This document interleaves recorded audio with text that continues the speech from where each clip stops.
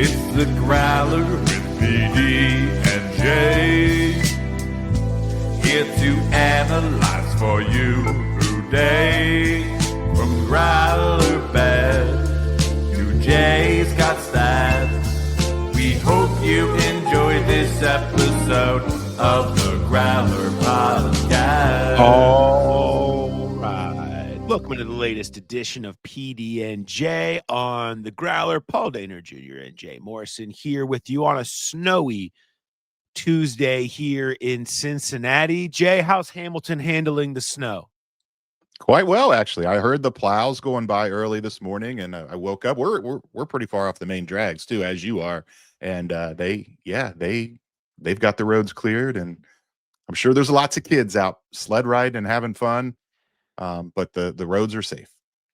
Yeah, if you're listening to this and you hear the sound of joyous children in the background, those are mine. The sleds are out right outside of the window here as I'm recording. So I'm dying a little inside as I'm recording this. Keep that in mind because, as much as I do love talking to you, Jay, and we'll have Mo Egger on later, and I love talking about Trey Hendrickson, which we'll do, and we're going to talk about AFC North probabilities. Man, I love those topics. I got to say, sledding with my kids might be a touch better than that right now. It's kind of rubbing it in my face that it's happening right outside, but that's okay. I just want them to have a better life and have fun, Jay. That's what wait till they get older. You'll be like I was, where you just pull up in the car and say, all right, go at it, go have fun. And you sit in the car with the heater on and it's warm and you let the kids do all the sled riding. It gets old sounds after pretty a while. good too. As long as I can see it. As long as I can see it and keep my warmth. I'm fine with you on that. All right. So if you hear the fun happening, note that that's what it is. But either way, we've got a lot to get to. I just ran through some of the things we're going to talk about. If you haven't had a chance, check out the rewatch show that posted yesterday with Charlie and I. Defensive line coach Jerry Montgomery joined us, and we talked a little bit about the development of some of the young players on the defensive line. Miles Murphy, we talked about Joseph Osai, some really interesting stuff, and behind the scenes on the growth that you're seeing from those guys and what's sort of a part of it. I loved it. There was a great story that Montgomery told about a loaf play that Miles Murphy had 2 weeks ago. This is up on the clip that we ran for the show. And he was like, yeah, we showed it and pointed it out. Like, this is the stuff that can't happen, that can get you beat. And then 2 weeks later, you see the correction. You see him chasing down Derrick Henry down the field. And it's like, that's the stuff that's starting to click, and you're starting to see and understanding what it should be. He had another great story about talking to Chris Jenkins about watching tape. I recommend you go watch that episode. We talked through that. We talked through some more Joe Burrow highlights from his comeback and some of the scheme adjustments that we're seeing. But if you want defense talk and all of that, it is up on the rewatch right now. Make sure you're subscribed on the channel and everything there and get all your defense stuff. So we're going to kind of stay away from the defense topic today because there's so much of it up already on rewatch. I haven't had a chance to watch it myself, but I'm curious, did the loaf jar walk out the door with Mike Hilton? Is that still a thing? Or I don't know. I don't know. Miles that on Wednesday. Yeah, that will be it will be brought up, certainly. There's no doubts. Yeah, where is the loaf jar? What is the status of it? Perhaps Miles would be able to tell us. But he didn't put into it this week. Great game from Miles Murphy. All right. Let's before we get to Mo, and I want to save Hendrickson for Mo because Mo loves talking about it. It's going to be talking about Trey Hendrickson with Mo Egger, part 283 of 456. Okay, is what I'm going to dub that. It just seems like we're always doing it, but we kind of have a new feel for it as he's already been ruled out or doubtful, I should say, for Sunday's game against Buffalo. The exasperation seems a little clearer now on Zach Taylor's face as he does the week-to-week drumbeat with us on Hendrickson. So I want to save that for there. We'll talk about that in a minute. Other places in news, T. Higgins looking good coming off of concussion. He was back in the locker room and part of walkthrough, still in the protocol, but certainly seems to be trending in the right direction, Jay. Yeah, it seemed like he might have even had a shot had they played on Sunday as opposed to Thursday. There's just no way to turn around from a concussion in a Thursday game. So he did seem to be in good spirits and will be huge to get that guy back for this game. Yeah, I mean, not since the beginning early in week 2 Have we seen Joe Burrow, Jamar Chase, and T. Higgins all on the field together? We know how dangerous those three are and what those numbers look like when they do. And plus, week 2 after 10 days off for Burrow coming off the injury, certainly, when we looked back at that game on Thanksgiving, I kept thinking about how it reminded me of Flacco against Green Bay in the way of that, like, you saw in the second half against Green Bay, it started the rhythm, the click, it all started. You see that happen, and then what happened the next game, right? They have that huge game against Pittsburgh. It certainly felt like the real Burrow was standing up there in the second half, and once he knocked the rust off, who you saw in the second half there is who you're probably going to see the rest of the season, assuming he can continue to stay healthy. And then when you sprinkle on top of that a dash of T. Higgins, it could be a lot of fun. And certainly it's made this game against Buffalo relevant and exciting. Like, it's nice to say, I'm going to go to Buffalo in 20-degree temperatures and go through all of the logistical hell trying to get into that stadium to go see something worthwhile. At least we're wanting to go now. And so I'll take that right now. I will take wanting to go to Buffalo, Burrow, Josh Allen. You think they're regretting taking that out of the 4:00 window? Oh yeah, absolutely. What did they put in? I can't remember. Was it a Philly game or was it a Chicago? It was a Chicago game. Was Bears? I think. Yeah, I'd have to go back and the Bears, Patriots. Either way, I'm not sure what it was, but either way, you just took Allen Burrow with Burrow return out of a major window. And the Bengals now all of a sudden, it's still very slim. We're going to talk about playoff hopes here in a second, but it'll sit at 1:00. Yay us. I'll take it. Yeah, I love absolutely. it. You don't have to tell me twice, but national TV has to be like, they got us on that one. Yeah. It's a Bears Packers, by the way. So that's still a pretty good game, but great game. Yeah. Great game. No doubt. Well, Fox loves its lineup then. You can find out more about that on the prediction show, which we'll get to you, of course, later on this week. Before we do that, though, I do want to remind everybody the next home game will be Burrow-Lamar, maybe. I don't know. If Lamar doesn't start looking right soon, who knows? But Bengals-Ravens at Paycor Stadium. Before that, we will be at BetMGM for our Christmas show. Come down at 10:00. Leave with fabulous prizes. This is all I'll say. We're going to be emptying the giveaway bucket from tickets to jerseys to anything you could probably find in the pro shop or elsewhere, some of our own special giveaways. We're going to have Jay sign a ticket stub from an Anthrax concert at a gas station in 1984. You name it. We're going to have it all. Hundreds and hundreds of dollars of prizes we're going to give away over that hour that we're there at BetMGM. So please come down. We had so much fun with this last year. It was great giving away all those awesome Bengals items. So come on down to BetMGM, Tom's Watch Bar, have some drinks, win some stuff. You'll probably come up in the plus. We'll also have the exclusive parlay boosts going on that we've done down there that have been very beneficial for those that want to play some bets on the game. So come on down. We hope to see you there. 10:00 before Bengals Ravens will be down there doing our pre-Christmas show before that game for about an hour. So hope to see you there. Let's talk about the chances of the playoffs being a part of this, Jay. In terms of percentages, if we're going to put those numbers out here right now, the DVOA has the Bengals playoff odds, which are essentially just their odds to win the North at this point, at 6%. The Athletics playoff predictor has it at the same. So the odds are kind of there. Poker fans are like, I know what that looks like. That's a 3-outer. That's a 3-outer on the river. But you've been here before. And the reality is, I think you feel like that changes if you can beat the Bills on Sunday. It starts to feel a little bit more realistic. You can see it.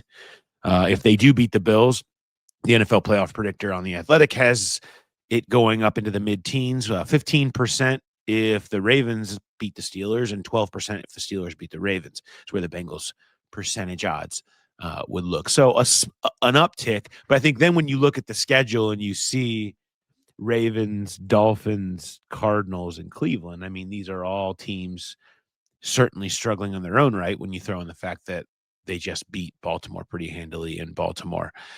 Do you feel like those numbers properly reflect the way it feels, or did because it is slim, or what do you think about those numbers? Um, I feel like those numbers take into account more just what has to be done in terms of wins and losses, as opposed to which teams are actually on the schedule. And I know a lot of people are saying you just look at Dolphins, Cardinals, and Browns and say they should win all those. And yeah, they should, but going to Miami's playing a lot better now. And going to Miami in December could be tough. And then I think Bengal fans should be really worried about that Cleveland game in week 18. That's just one of those where you could just see it. Cleveland's always played the Bengals tough, and it has seemed like they've kind of overcome that hump a little bit recently. But that one is one where they absolutely should win. And I don't know. I do feel like the numbers are about right. I know a lot of people have been asking me, who do you root for this week, Pittsburgh or Baltimore? And you just laid out the percentages where the percentages are actually worse if Pittsburgh wins. But I think that's where you need to root, is you should be rooting for the Steelers, because Pittsburgh and Baltimore have 2 games left. And so you just assume a split there. So that gets both of those teams to 7. You need both of those teams to have an 8th loss. The Ravens still have games against the Patriots, who are hotter than anything right now, and a road game at Green Bay. The Steelers, they go to Detroit, but they have Miami at home. They go to Cleveland. Their schedule's a little bit easier. So I think you want to root for the Steelers, or I'm sorry, the other way around. You want to root for the Ravens to win, because you feel like there's more Ravens losses potentially down the road, as the Steelers schedule's a little easier. Well, and inevitably the Bengals are playing the Ravens, and you got to win that game anyway. So yeah, that's one given. Yeah. So I think that's where the small difference. Either way, I mean, I'm with you. I think that's kind of a whatever. The bottom line is the percentages right now are at about are high 80%. If the Bengals win out, and there's your if, right? Yeah. Like whatever. I mean, that's what this comes down to. They gotta win out. I mean, the odds of them getting in at 8 and 9 are very small. I mean, it's not impossible. Obviously, the Ravens and the Steelers are clearly very flawed teams. But the odds of that happening are so low. And that's why I think this Bills game, because the other thing that those numbers can't really properly take into account are, you're doing this under the theory that's not who the Bengals are now. Joe Burrow's here. And if Burrow's back and this offense and Burrow are doing what they do, and the defense is being maybe the different version of itself that we've seen over the last 3 weeks or since the bye, in terms of being, hey, not the worst. We're not talking about the Dayton Triangles or the whatever that team from 1921 is that played one game. Tonawanda Cardex. The Cardex. We're not talking about the Cardex anymore, right? So you're saying they might just be below average. Or average. And so if that's the case, then no, those numbers would be different. You're doing it under an idea here that the Bengals are not what their numbers say they are. They are the team that plays with an improved defense, and now with Joe Burrow back, who you thought they'd be originally. That said, running the table at any point, even at your best in the NFL against teams you should beat every week, is a long shot. It's asking so much, and specifically when it starts having to go into Buffalo in the cold against Josh Allen and an 8-4 Bills team that just kind of stomped out the Steelers in Pittsburgh this past week, had them booing Renegade. How dare they? Yeah, is kind of all you need to know about, how challenging just this Sunday alone is going to be. Yeah, although I feel like Buffalo's flawed too. That was more of an indictment on what Pittsburgh is right now than Buffalo. They just don't have much of a passing game at all. And I know it's going to be cold, if it's windy, which I don't think it's supposed to be, but you never know with how weather rolls in Buffalo off the lake. That could be a big difference there. And I don't know what the spread has already come down a little bit. I think it started at 6.5. It's down to 5.5 now. I think people are kind of jumping on board with, Joe Burrow in cold weather, Joe Burrow as a road or as an underdog period. just the seeing T. Higgins coming back, just everything is kind of a little bit of momentum, which sounds weird for 4-18, but the Bengals have done this before. They've run the table at the end of the season before. It's not foreign to them. They play well, and we'll have these stats later, but they play well in December and January. Who, this is the ultimate when you look around too, and I think this is, again, this is so slim, but we have to lay it out. This is the only thing they're playing for at this point, and the odds of all of this happening. But, I mean, who's unbeatable in the AFC? This is the ultimate just find a way in year, way more so than last year was when the Bengals were going to be this dangerous team. If you could pull this off, and Burrow then would have won how many games in a row? Because what are we at, 8? He's at 8, yeah. 8 in a row when he starts. So you're going to add 5 more onto that. 13. Burrow would have won 13 in a row, and you're going into the playoffs, and you're with whatever they would have taken for them to do that. And you're looking at an AFC with New England. Cool. They damn near had him on the ropes with Flacco and no Jamar here. Not on the ropes, but they were right there against that team, that Patriots team. So, and that's, I think, far and away, they look like the top competitor. I would even say there might be a better chance that the AFC Super Bowl representative is not currently in the AFC playoffs this year. I would want to know what those odds are between the Chiefs and the Texans. At least the Texans got that defense to hang their hat on, which is an absolute wagon. Yeah. No one can handle them right now. And in an AFC where everybody's very flawed, it's like, hey, yeah, it certainly seems possible that if you can just find your way in, you got just as good a chance as anybody this year, more so than almost any year. And that's why people are so mad about that damn Jets game. Because that's the one. And the Jets game is this year's Patriots game from last year. It's the one you look back on and say, Jesus, just hold a 15-point lead in the fourth quarter against Justin Fields. And you're sitting here, and this is totally different. And you feel so much better about the ability to maybe go do this. But here they are. And so what's interesting, what you said about the Chiefs and the Texans out there. So if the Bengals do, their path is to win in the division, obviously. So you do that. You're talking about a home game in the wild card round. And if the hot Chiefs and the hot Texans can get in and pull off upsets, you could possibly be playing multiple home games in the playoffs. And it's just, it's crazy. It's crazy to think about, but it is a real possibility. The AFC is just weird. I mean, the AFC is just super weird this year between, the possibility of Mahomes, Burrow, Lamar, all being on the outside looking in. It's possible, certainly. And so, yeah, it's a weird year, and that's why it's weird that we're sitting here talking about single-digit percentage points. But we have what happened last year. We know what Joe Burrow is, and so we'll hang on to it for right now. Let me ask you this, and we'll get to RPB and Mo here. Which team in the AFC North would you bet on to win a playoff game Sunday? Right now, if the playoffs were Sunday? If there was a playoff game Sunday and all 4 teams were lined up somehow to play the same team, pick whoever you want. Who do you like to go win a playoff game right now? The Bengals by a mile. Yeah.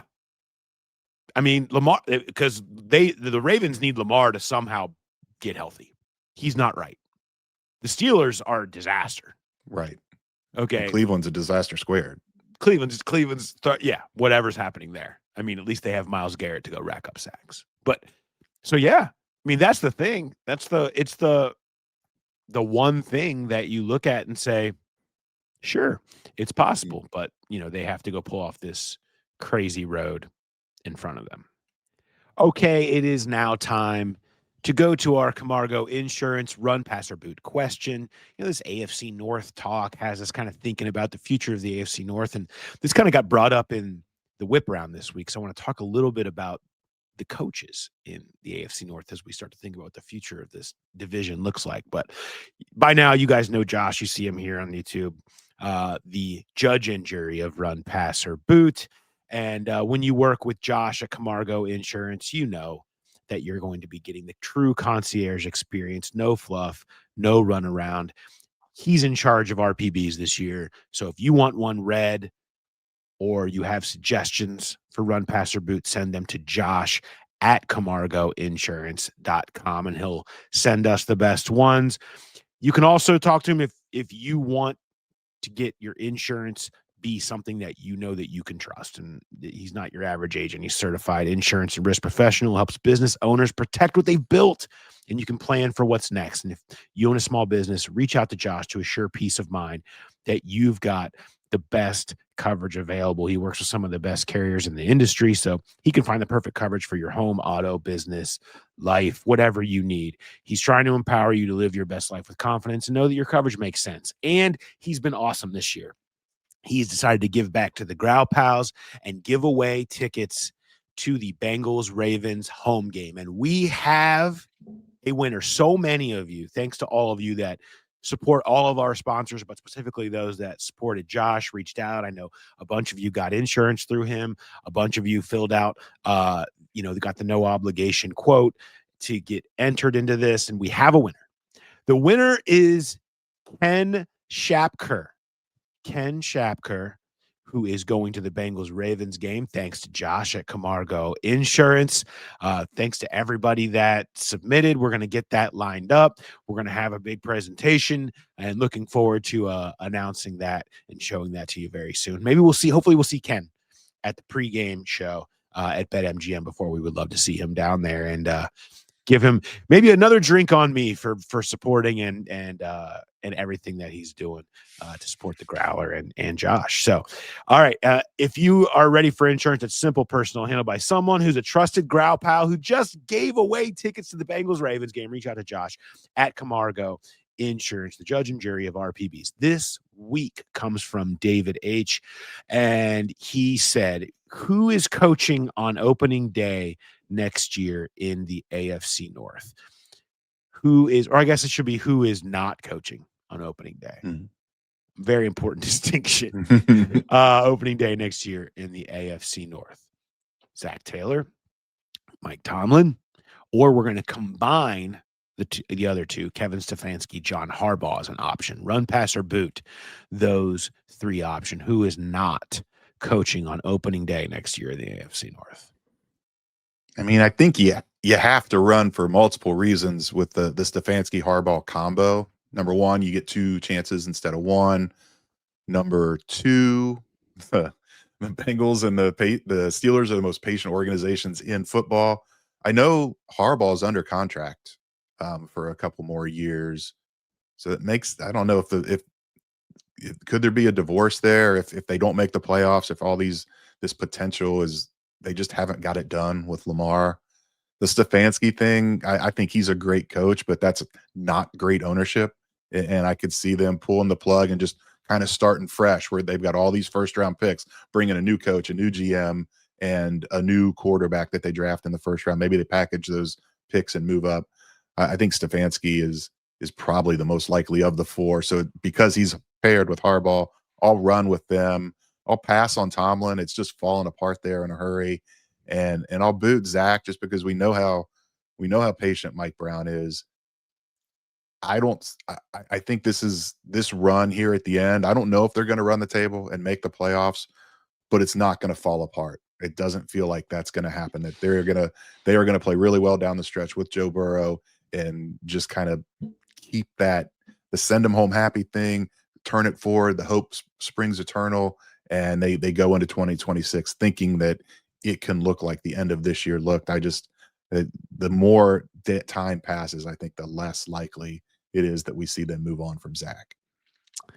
Yeah, I differ a little bit on this. This is a couple weeks now where we've differed a little bit on this. I'm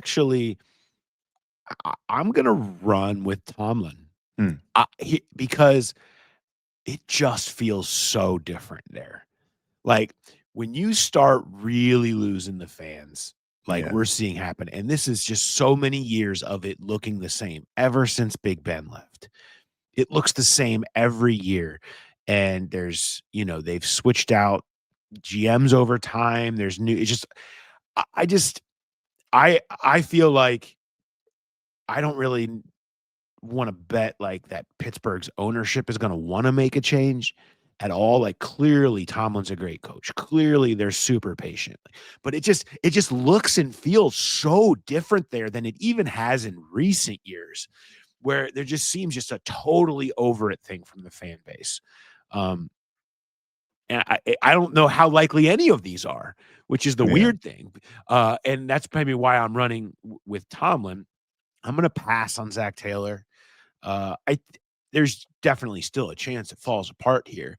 And if Burrow comes in and that's not enough, and they have a couple of losses that feel like they're on the coach for whatever reason, like people have said a lot of, oh, well, you know, nothing came of last year. They made that run last year and they just ran it back. Like, I mean, no, Lou Anarumo was let go last year. That was a pretty big move. And that was the indicator move of what could come next. I'm not saying that would happen. I do think there's still a nature of like, it still has to go look better for them to want to feel like it is moving in the right direction.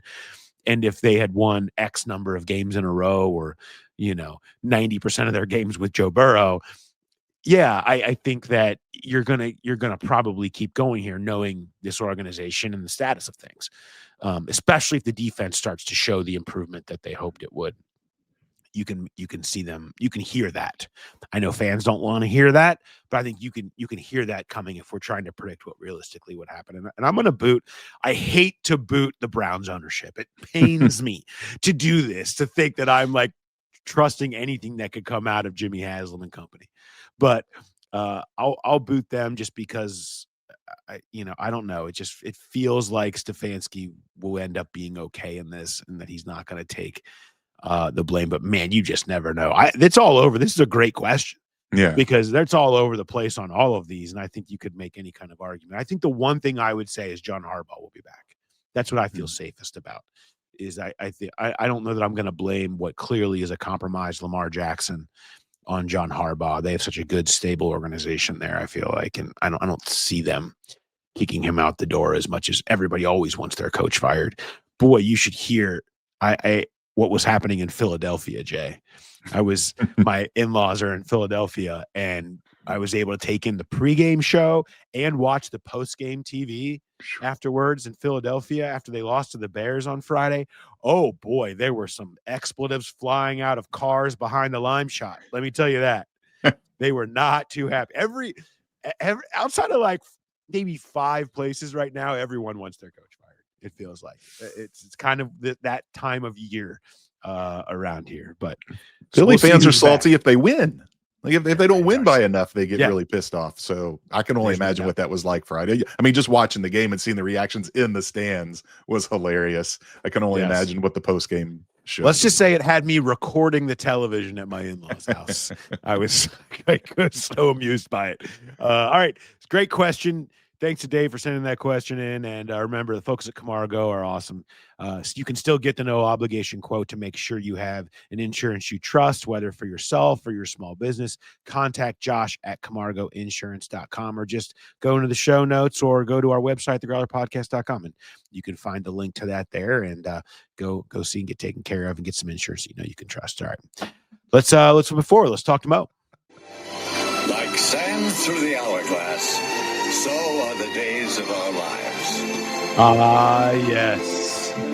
At the Treys of our lives sounder, so we go into our latest segment on our friend Trey Hendrickson with our other friend, Mo Egger.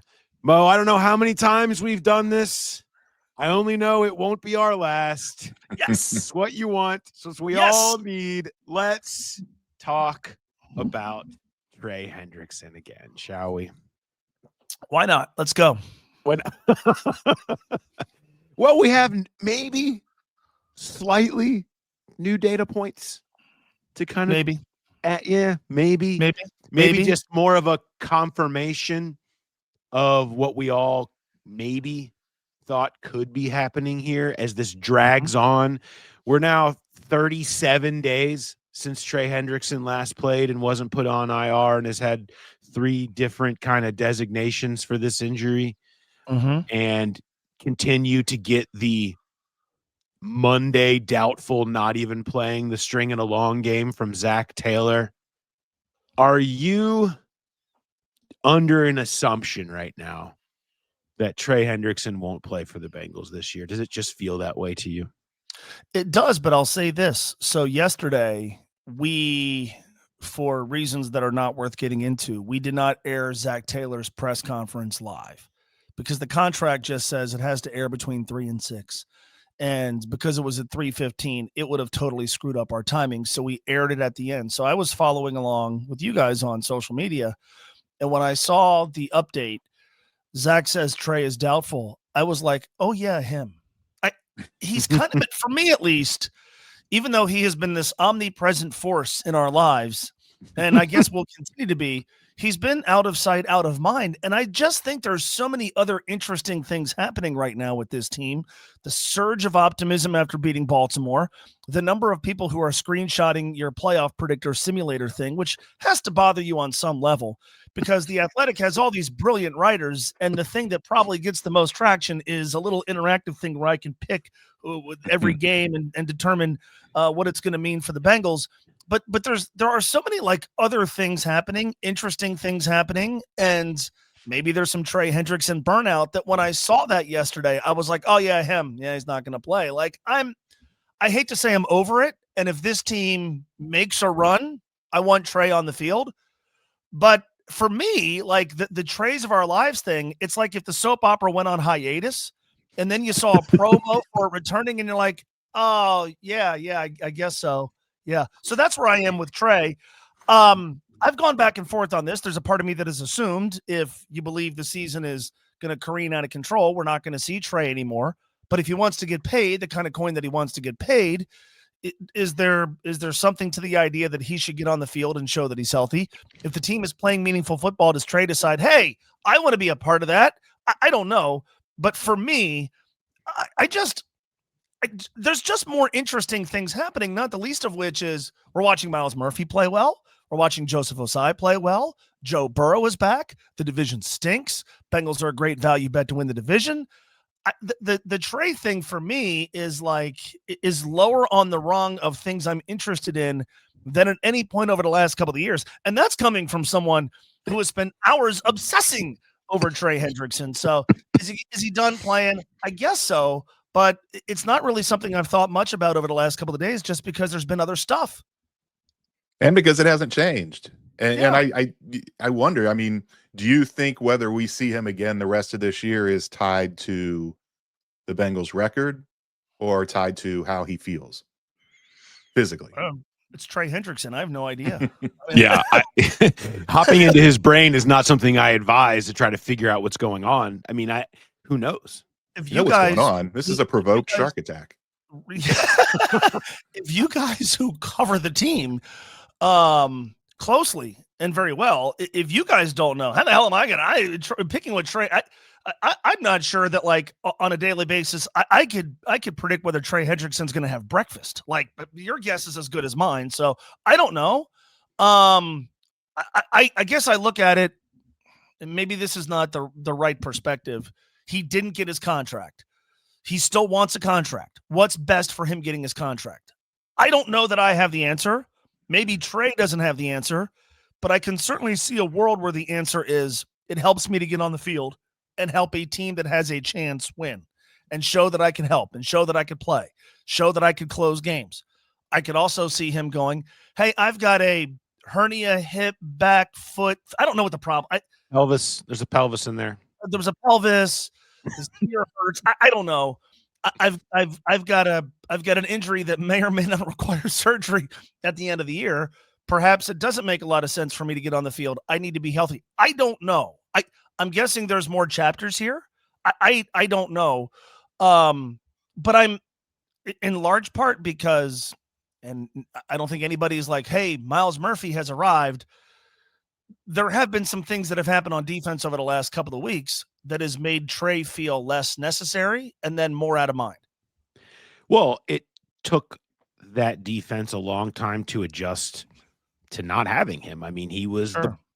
this year, this 30 million was a bridge because they hadn't found development and were counting on players that had no track record to come along. And so, they lost that. And that's how you end up in historical terms with the Cardex from 1921 and stuff like we were talking about. Like and that's what cost them. I think absolutely it depends on record at this point. I think it's a matter of what are you willing to go do. Look, Trey told me back right before the trade deadline, like I am going to take it easy. I came back too early, and I have a standard for my play that I need to set, and I understand that. Like his best interest right now is to being able to go out there and dominate. Anything less than that, going out there when he's at 80% and it looking like he's worn down and can't do it anymore is bad for him. It may be good for the Bengals, but bad for him. And obviously that's where there's going to be a butting of heads that maybe could happen behind the scenes here in terms of, okay, play through. Look at what Burrow's doing. Look how much it matters to him. He wants to do this for his team. He wants to try to help his team. He sees how he can help. And we talked about how Hendrickson was clearly the Burrow of this defense for a while here. Like they never needed him more to go out there and even just be the threat of the player that he is and has been, whatever percentage of that he is right now. But the Bengals put themselves in the spot.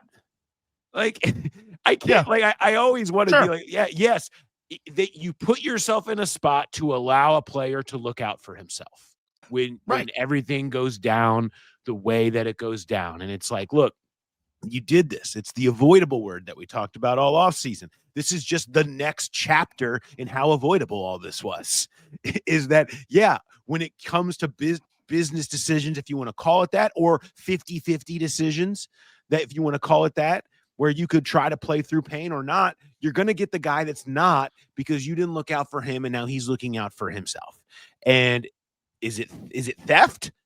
I mean, it's $30 million, right? Yeah. And so it certainly that's part of this, but this was part of that whole thing way back then, is that there was always a chance that it could look like this. If an athlete is hurt, I always defer to him or her. Athlete knows his or her body. And so I am never comfortable. We have these conversations with Hunter Green. Well, he slow played his injury. Dude, athlete knows his body. Sorry. Yeah. I'm always going to default to that, maybe with a handful of exceptions. So if Trey has an injury, specifically one that may require surgery, and he puts himself first, there's a big part of me, huge part of me, that has no issue with him prioritizing himself. Fine. And you're right. The Bengals have put themselves in this situation. I guess what I would ask is, and you guys are better equipped to answer this than me, does Trey care about how he's perceived? Watching from the outside, feels like the answer is yes. Does he care about how he's perceived? He has a teammate in T. Higgins who is beloved for a lot of different reasons. But the very first thing I think of when I think of T. Higgins, New Year's Eve 2 years ago, dude is dragging himself on the field. In the middle of contract uncertainty to try to win a game with Jake Browning as quarterback that could have kept the Bengals or would have kept the Bengals playoff hopes alive had they won. T's beloved for a lot of different reasons. I think that night for a lot of folks, me included, cemented that relationship. That dude is putting the team first. I watched Joe Burrow the other night on TV give incredibly thoughtful answers about wanting to play. Amid this discussion, and there have been points made on both sides, and I will admit I've gone back and forth on it. Should he play? Does it make any sense? Dude, I get paid a lot of money to play a kid's game. I want to win. I want to be there for my guys. Paraphrasing him here, Joe Burrow is beloved and should be. Would Trey Hendrickson like to be in that class? Or would he like to be known as a really good player who did a lot of really good things, but he's not quite there because when he had a chance, and who knows if he will, when he had a chance to maybe push through. And again, if he is so debilitated physically to the point that he can't play, I get it. And there is a big part of me that understands him prioritizing himself. That's okay. But I know what it would sound like among this fan base. I know what it would sound like if, regardless of whether or not he's here next year, if the Bengals are playing in games that matter, which they are on Sunday, Trey is doubtful. But if they if they continue to play in games that matter, if we get the idea that the guy who wanted to be captain is putting himself out there, maybe not 100%, maybe not every snap, but he's going to put the team first, then Trey has a chance to at least dip a toe into that category that T is in and that Joe is in. Maybe he doesn't care. Maybe he shouldn't care. But I can tell you that. I mean, I don't have a pulse for much, but fans aren't wishy-washy on Trey Hendrickson, but there's not that same warmth that there is with Jamar and T and Joe, and maybe because those guys play sexier positions. But I know what it would look like if we saw Trey Hendrickson doing what T. Higgins did 2 years ago. I know what that would sound like for a long time, regardless of whether or not they won. Does Trey care about that? He may not, and that's okay if he doesn't. And if he doesn't, I guess there's a good chance maybe he's played his last snap. But if he at all cares about that, not to mention helping the team, winning, playing in the playoff, whatever financial reward that could come from playing and playing well, if he at all cares about how he is portrayed and perceived, maybe on his way out, then what I would tell Trey is, dude, if you can give it a go, and I get it if you can give it a go, and if the games do matter, why not try? I don't know. I that's how I look at it. Maybe it's a flawed way of looking at it, but that's my perspective. I think he does care. He's said things to writers before about things they've written, and maybe it comes secondhand, but I think he pays attention to what's being written about him, what's being said about him. And the thing about this is he's done this before. In that 2021 playoff run, his back was playing through a lot. He's played through a broken hand. He's played through this type of stuff for the team before because he was under contract beyond that year. That's the difference this year is Sure. He's not under contract. That changes everything. Sure. And again, you don't want to say we don't know exactly what he's dealing with, but if it is something that requires surgery and it's making you miss this much time, then maybe you just have the surgery and then you, but again, having surgery is going to affect his value next year. So I think he's looking at it the way a lot of fans are looking at it, like 8% chance of making the playoffs. There's, that's not a lot. What are we talking about here? And then it goes up to 15, it goes up to 25, and they start winning. Then maybe we do see it. And there've been templates like this before. AJ Green was under the franchise tag in 2019, and the ankle injury just didn't come back from it. Sure. Sheldon Rankins kind of talked his way out. I mean, not talked his way out, but when you have an injury where it can't be quantified by the medical staff, it's just kind of up to you or how it feels. Then Cordy Glenn did the same thing with the Bengals. We've seen this a lot, and just the combative nature of the contract negotiations, not just this year, but since he's been here, it makes you, it has to throw doubt into, could he go out and play? Could he fight through it? And we've seen him do it before. And I think that's the biggest thing that answers your question. Well, you create an environment where the player's loyalty is to himself more so than his team. And now part of that falls on the team and part of that falls on the player, and who are you out there doing it for and whatever. Like that's a case-to-case basis, but you're never going to hate on a player for looking out for himself in certain situations, specifically one where he feels like the team never really has looked out for him. And that changes what you do and how you view these situations. Whereas you said in the past, I felt like Trey died on the field every week, and then he was back in 2 series later. And it's kind of part of his mentality. This is not a guy that has missed games or sat out games or milked injuries in Cincinnati. He's played at least 15 games every season he's been here. He's played through stuff, like you said. But the dynamic changed when everything has gone the way that it's gone. And then you, have him thinking about, man, March is right around the corner. And what is that going to look like for me? Because this is finally the chance I've been begging to get for years to go find out what my real market value is and earn that. And so to jeopardize that, For what? Well, that then becomes a thing of what are you willing to play for? And there's some sort of balances between pain tolerance and teammates and the Bengals organization that probably goes up and down in his head week to week. And who knows? I'm with you, though. I think at the end of the day, if it's December 28th against Arizona or something like that, and the Bengals are putting a run together, I think here comes Trey.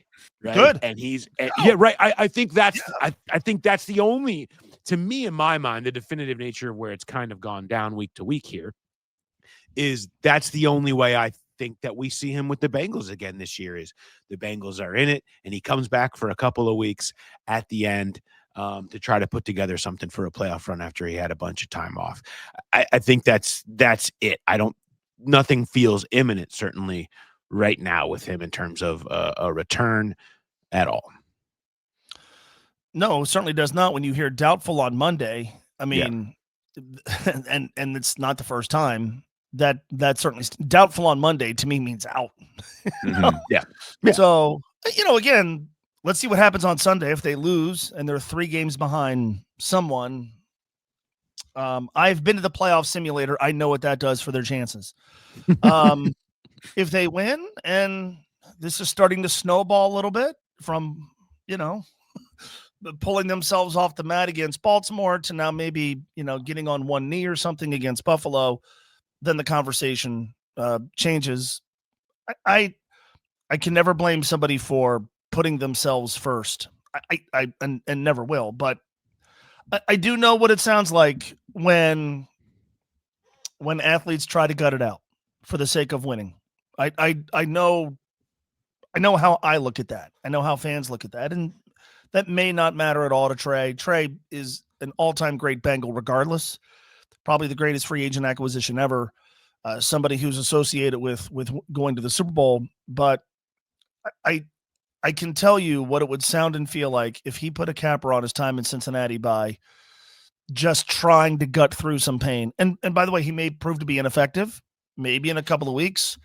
Bengals defensive line is so good that Trey is not even really needed. I can't imagine that scenario is going to unfold, but let's see what happens on Sunday. If they lose on Sunday, then I'm going to sort of feel like curtains, I guess. And then Trey, go do your thing. But if we're in mid December, if we're closing it on Christmas and they're playing those last 3 games and they matter, and Trey is not being ruled out, not put on IR, not going under the knife, and still kind of hanging around, I would wonder, like, Trey, can you physically do it?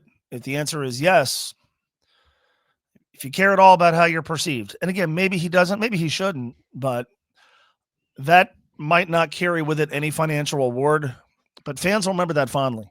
And maybe there's no currency in that. Maybe there is. I don't know. What's the worst thing you've ever showed up to work for or work through? I lost my voice, went to an ear, nose, and throat guy. Ear, nose, and throat guy said, going to give you a doctor's note. Went to work and said, I can't talk. And my boss looked at me. He's like, well, got no one else. So I gutted through literally with no voice. I sit in a chair and talk about sports. I can do that show I've done that show in pain. I've done that show with a hangover. I've done that show with a headache. I did call a UC Iowa game in Chicago under similar circumstances, filling in for Dan. I don't remember. Dan was obviously with the Bengals, but I had no voice for that game. But Terry Nelson got to talk more, and when you tell Terry Nelson you could talk more, it's like giving my kid a basket of candy. So he was excited. That's been it. That's really. I did the show with a concussion once, way back when. Really? Yeah. Some would say they heard that show most days. Most days, yeah. I got kicked in the head in a swimming pool by my ex-wife's sister, and I did the show. And then after the show, I was walking around asking my coworkers, like, do you want to go to the mall? And then I'd come back and go, hey, do you want to go to the mall? And they were like, man, something's up with Mo. And it turns out I had a concussion. But I did the show. The show was on at the time in the midday, so earlier in the day. So I did that. But gutting through to do a sports talk radio show is not exactly the most admirable thing. Yeah. Over the years, I have and still do, but before I had medication for it, used to deal with gout quite often. I don't know if you ever had it. You get it like in your feet and your joints. It's painful. It becomes like almost impossible to walk. We were at the combine one year. I had a bad case flare up right before it was time to go, and the combine is full at the Indianapolis Convention Center with these super long hallways. I mean, it's nothing but walking around Indianapolis for 4 days, and I'm like, I can't walk. I don't know how I'm possibly going to do this. And I'm like, I'm just going to go and see what I can do and how much I can make this happen and we'll actually go walk around. And I was like really self-conscious about people going to ask me, why are you kind of limping around? Why are you walking so slow? And I'd never really had this realization before until I got there that year.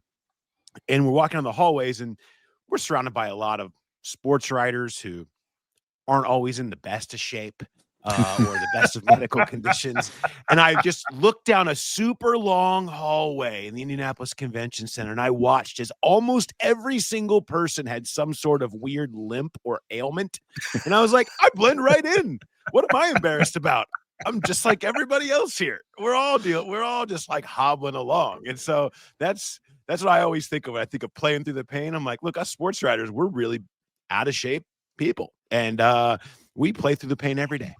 I did do a show with food poisoning once.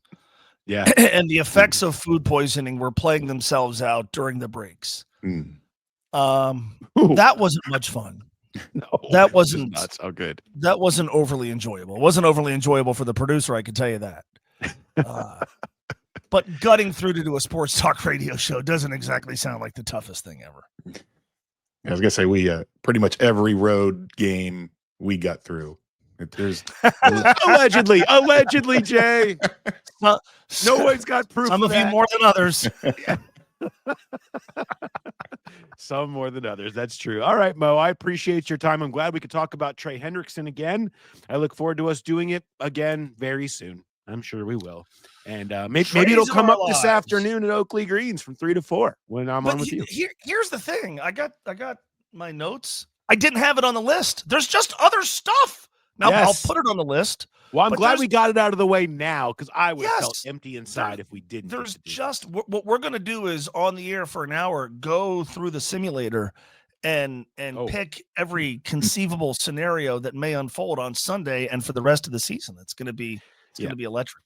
I like that. Don't forget that below poking the button on the simulator, Sports Connections has really taken off as well. So a puzzle, a series of buttons, and then sports writers, journalism, all that stuff are also very popular. Which I'm okay with it. I'm okay with it. I'm fine with being in the background at this point. Well, can I quickly tell you what I'm amused by? Sometimes I will share an article from The Athletic. And I'll look at people and they'll go, the paywall. Yeah. Dude, okay, it's 2025. Yeah. These same folks seemingly have unlimited access to the simulator. They do. I don't know if the folks at the New York Times, I don't know business-wise if you should like charge those folks a quarter every day. I don't know. I'm not a business person. You get them in, you get them comfortable, with the brand, you get them comfortable in the app, you get them comfortable inside, and then they see links to the other stuff in there. That's fine with me. At the bottom of the simulator, there's my stories if you want to go read them and then yell about the paywall. All right. Again, I like the simulator, but I can imagine what it's like to write like a really great 2,500 word piece. And then it's like, I just want to go see what'll happen to the Bengals' chances if the Steelers beat the Baltimore Ravens. This is nothing new. I mean, I remember in the earliest days of my career that being like, I just spent 3 weeks on this enterprising feature story and being so proud of it. And they're like, and my inbox is full of people just calling me an idiot for picking against Arkansas against Alabama that week. And it's like making picks and people reacting to the picks that you made always would gain more traction than any type of real effort you put into anything else to actually try to tell a real story. I remember growing up, my grandfather lived next to the Taylor Mill Pharmacy, and he would go next door to get the Kentucky Post every day out of the machine. And I loved that paper because they had all the West Coast scores, right? They had, if the Reds were on the West Coast, you can get a gamer because it was an afternoon paper. and they had I devoured it, right? I devoured the sports section, and my grandfather would go get it, pull out the comics, and then just like drop the paper. And I remember like as a 12-year-old kid going like, don't you want to read about, God? And he's like, I like Calvin and Hobbes. But like, I guess as long as you're putting your 35 cents in the machine, who cares? But it's like, there's a whole big world, grandpa, in that paper. Calvin and Hobbes, huh? Okay. So, spoiler alert, not even Calvin and Hobbes could save them or any of us. So. Mo, appreciate it. I'll see you this afternoon. Okay. See you guys. See you. All right. Great as always, catching up with Mo Egger and talking comics. Calvin and Hobbes, elite, one of the best ever. Love it. I was a Far Side guy. Yeah, that was good too. I say was. I mean, I still am. It always cracked me up. You get the actual book that just had all the Far Side, or like the calendar, the Far Side a Day calendar. That's always kind of been my thing. I don't know why. The idea of animals having these personalities always has just tickled me every single time. And I just thought that was always my number one. But yeah, Calvin Hobbes up there. Yeah, I had a Calvin Hobbes book too. I had all those. I had the Far Side calendars, and big fan of both. You know what? There could be mark that down, off-season topic of comics ranking. I could be on board for spending a good hour on that one of these days. I need that. We should really just have an entire show, like a whole other feed that's just random power rankings. As an ode to Jim Ozarski, back in the day, we used to do the power rankings are dumb, so we power rank dumb things. And I just feel like that should really be its own show. I would listen to that, of just a power ranking of dumb things or random things every week, just to get on board. People still talk about the power ranking of bathroom hand drying techniques. I think about it every time I go into a bathroom. Every time I'm in there, all I hear is Jim's voice yelling about the poopicles. Every time I'm under the air dryer. Oh man, we need to do that. We need to bring it back. All right, Jay. Speaking of segments that we love, Jay's got stats. What do you got for me? So you mentioned it. It's going to be cold in Buffalo. I don't know about snow. It's going to snow Saturday, it looks like. I don't know if it's going to snow during the game, but supposed to be mid upper 20s for the game. So I was curious about teams, and I only went back to 2000. I'm gonna go, because of the way these stats came out, I'm gonna go all time after the show. But right now, from 2000 to present, most games played under 30 degrees. Green Bay 66. You would think, okay, Buffalo's actually 7th on the list with just 32. The surprising thing here, and this is regular season and postseason games played under 30 degrees. Since 2000, what team do you think has the best winning percentage in said games? Oh, geez. Are we counting the Packers then? I mean, I would assume that they win a lot of games. They play in a lot of cold games. Their winning percentage is probably pretty good. Steelers. You got to think of who's been the best, who's been the dominant team since 2000. It's the Patriots. They play games at home, games on the road. They're 33-10 in games under 30 degrees. So 767 winning percentage. Second on the list, your Cincinnati Bengals. Wow. 16-8 in games. Now they're tied for second. Tampa Bay is 2-1. So they're both 667 winning They've percentage. only 3 games since 2000. They've only played 3 games since 2000 in games under 30 degrees. Buffalo, right there. If you take Tampa Bay out because of how few they played, Buffalo's third. So Bengals second, Buffalo third. Buffalo's 21-11, and 656 winning percentage. But then I was thinking, okay, well, these cold weather teams, obviously they have an advantage because number one, they're used to playing in it. Number two, you have an advantage at home, regardless of what the home field advantage is a real thing. So what team has been the best on the road in games under 30 degrees? Cincinnati Bengals, number 1. Wow. 7-4, a 636 winning percentage. New England second, 10-6, 625. there's only 5 teams that are above 500. Philly and Tampa Bay being 2 of them. They're both kind of surprising. Philly's right there with Tampa Bay. Philly's only played 3 road games under 30 degrees. So Philly and Tampa Bay, both 2-1. Take them out because 3 is not a big enough sample size. So Bengals number 1, 636 winning percentage. New England 625 winning percentage. Kansas City 571 win percentage. Buffalo's good at home. On the road, Buffalo's only 3-3 in those games. But obviously, this game is not on the road for Buffalo. This game is at home. But I thought that was pretty remarkable that the Bengals have been that good. And, you think about the Freezer Bowl. There have been other games where it's been cold. So I'm really interested to see what the data looks like when I go back to 1970. But I started looking this stuff up this morning, and I was like, I don't have the time. There was just so many games to filter through. So that's why I cut it at 2000. But as soon as we wrap this podcast, I'm going to take it all the way back to the merger in 1970. Do you have the games list? How many are recent? A list of games, the recent game. So last year's game at Pittsburgh, the 19-17 win, that was a win. Before that, the loss at Kansas City, the AFC Championship game loss. The win against Baltimore in the playoffs, the Hubbard yard dash. The Christmas Eve game at New England, they won that 22-18. The 37-30 win at Pittsburgh a few weeks earlier than that. We the big dogs. Yeah, the big dogs game.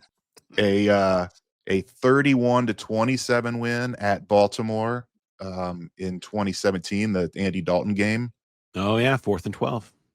And that's the most recent. I mean, I was just trying to gauge how many of those were recent or Burrow moments. I feel like Burrow's had some big games in cold weather, and you've kind of documented some of his record. We were talking about that before in the walkout about as an underdog in cold weather have kind of been Burrow staples of some of his biggest moments. I mean, that Buffalo playoff game, right? I mean, that would have been. So it was 34 degrees at kickoff is what it ended up being. Yeah, for the Buffalo game, and obviously it went lower. It kept snowing throughout the game. It got colder as the game went. I remember walking on the field with you after the game, just seeing how ice crusted. It was more ice than it was snow. It was so crusty down there on the field, and but that was one. There, you're right. You think about the snow and everything. You think that's a super cold game, but it was actually above freezing. That's just how the lake effect snow works. And that's why it was so icy, because it was like moisture mixed in freezing rain.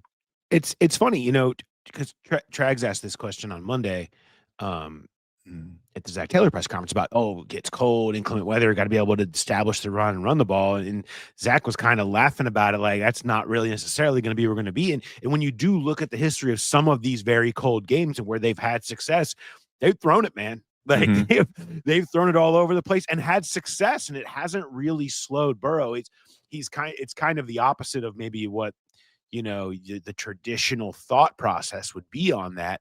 They've never really been afraid to throw it in cold weather, and it's never really hurt them. And who knows what that reason is otherwise than that's just Burrow's comfortable in it. They're going to throw it no matter what. And you've got good receivers against DBs that can't counter your movements, and you can get guys wide open. I mean, think about the Buffalo game. I mean, where it's just Jamar Chase without anyone around him in the middle of the field, as guys are unable to kind of keep up with him because he knows where he's going and can kind of prepare for that.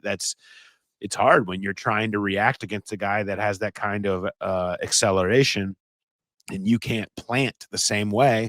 It can be a big advantage for you. So it's interesting. Yeah, maybe it's thought to be harder, but certainly can't argue with the success that they have had in some cold weather games over the years. Burrow, Zach Taylor, Bengals in general. Okay, do you have Zach power ranked them?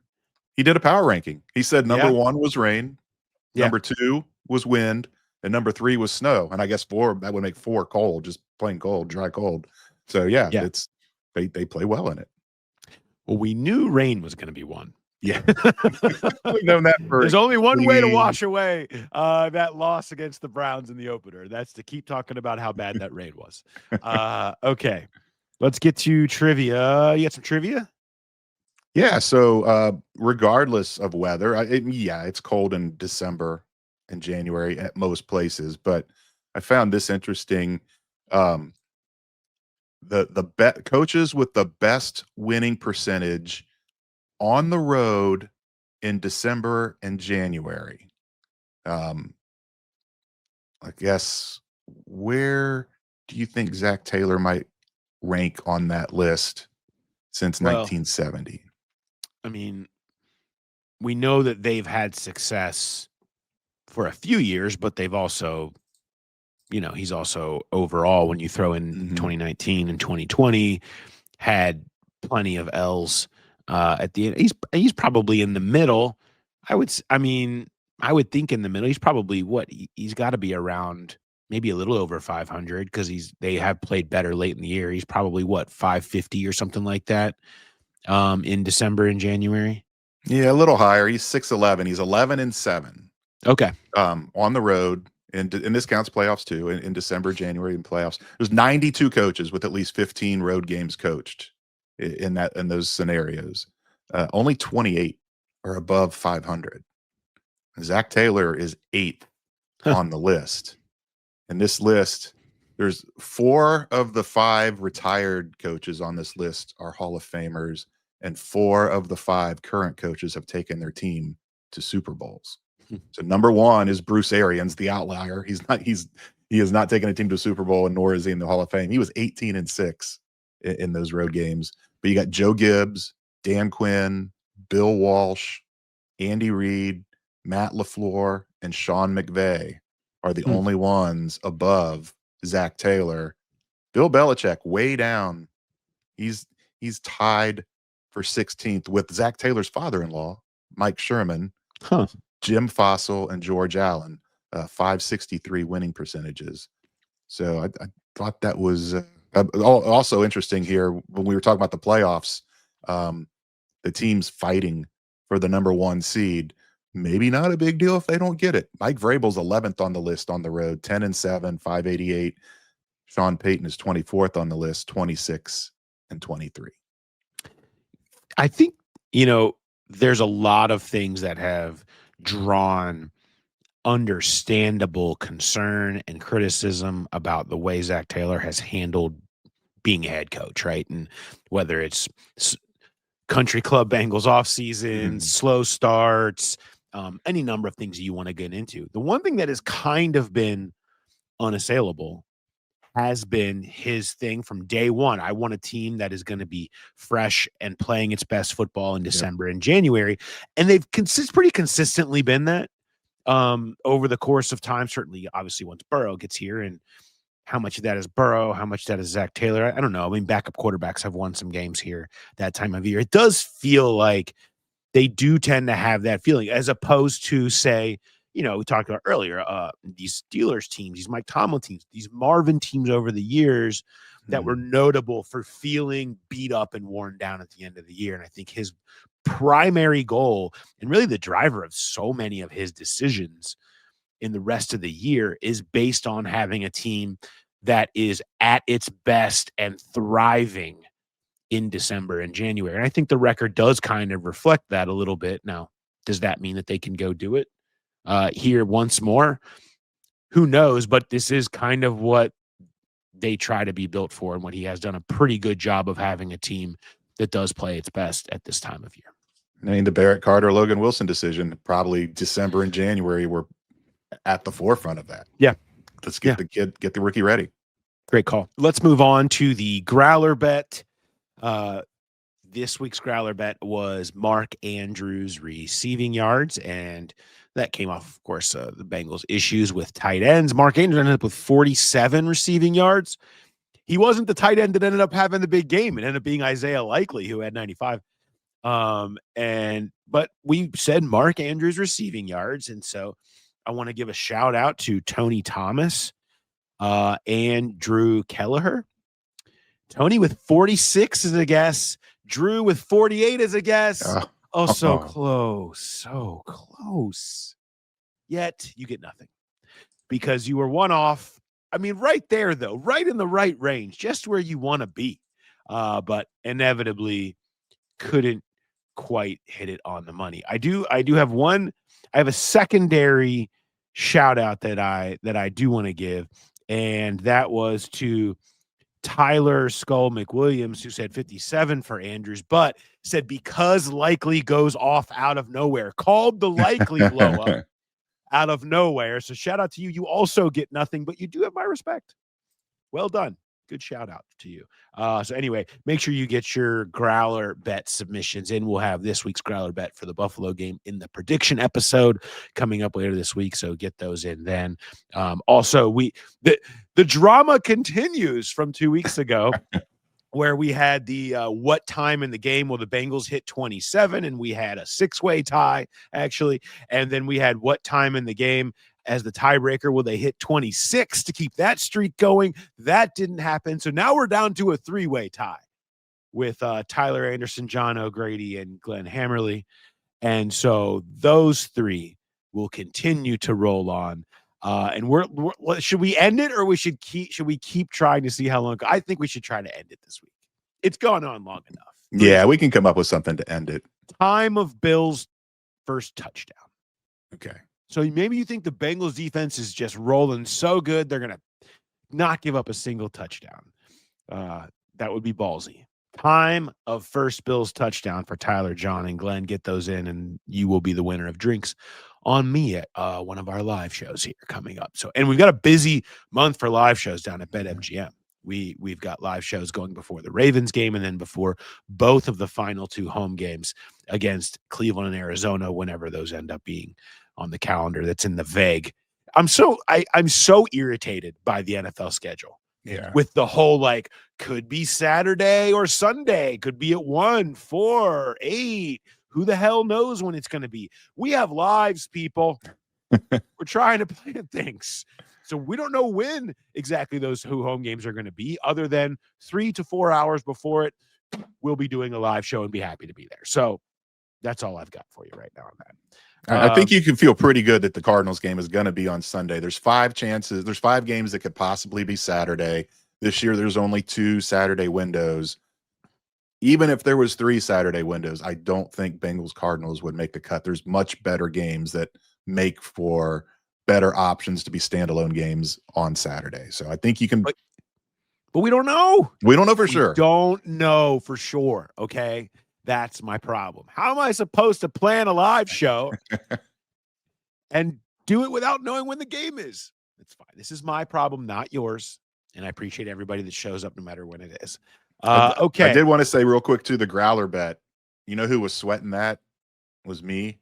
Because on the show with Mark, I told everybody they can make tons of money by taking Mark Andrews with the over. He was only 40.5 receiving yards. It's like, he's going to go way over.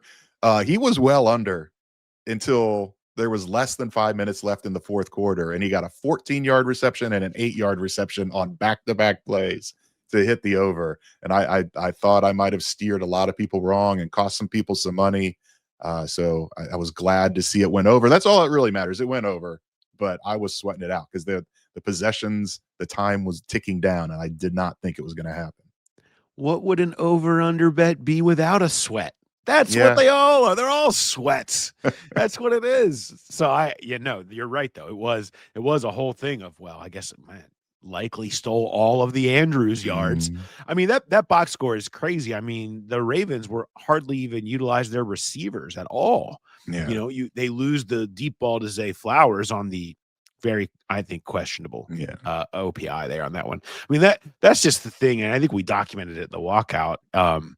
I mean, you can go back to 4 plays or more that very, very easily could have gone the other way of the Ravens, where even if half of them do, it's a dramatically different game, between the fumble right before the end zone, the touchdown to Zay Flowers, a couple of the deep balls to Tez Walker that somehow he didn't come up with, even though he was wide open.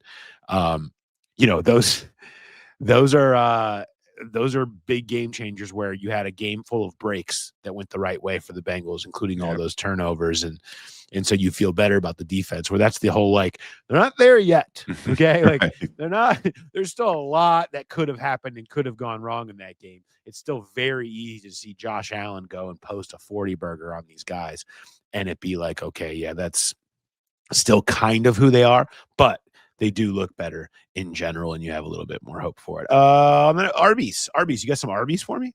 Yeah, so kind of the whole theme with the cold stuff. I was talking to some players yesterday about coldest games they've ever played in, and I thought it was hilarious. Andre Yoshivas talked about a game that he played at Yankee Stadium against Dartmouth his sophomore year, and he said it was in the 20s. I went and looked; it was 40, but it did say there was super strong winds, and the wind chills were in the 20s. And Yoshivas said at Princeton University that they had no coats and no hand warmers, that they were just freezing to death on the sideline in that game. And it's like, how does a Division I school not have? And he's like, there's a lot of endowments, but football's way down the list of where that money goes. And he did say that's something he wants to do. Is he said at the end of this year, maybe he waits till he gets the second contract, but he said he would like to donate some coats, because he said he was watching a game this past season and they still didn't have coats on the sideline. You know what? You need to do it like they do Toys for Tots. And it's like, coats for elites, right? Let's just toss in some coats for those smart Princeton kids so those little football players can have some on the sideline. Okay. I mean, Andre should not have to do this for the Princeton. I know kids. you're playing in the Northeast. There's a lot of cold weather that you have to play in.